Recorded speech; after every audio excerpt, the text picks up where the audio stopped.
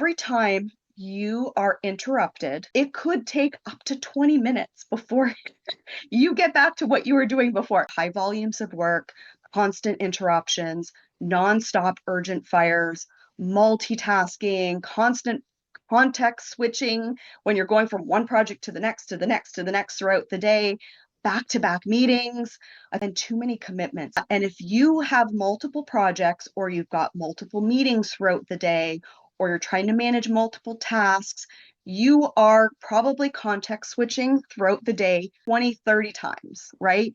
Every time you're in the middle of doing some work and someone taps you on the shoulder or sends you a chat message and it's not about what you're actually working on, your brain has to physically stop what you're doing, context switch, what are they talking about? And then try to remember to get back to what you were doing previously. As a project leaders, how do we be effective? How at the end of the day can we truly get all of our work done and not feel like we have to keep working those extra hours? So struggling with your focus, again, this is the attention bucket, really means that sometimes your work quality is going to suffer. This happens periodically.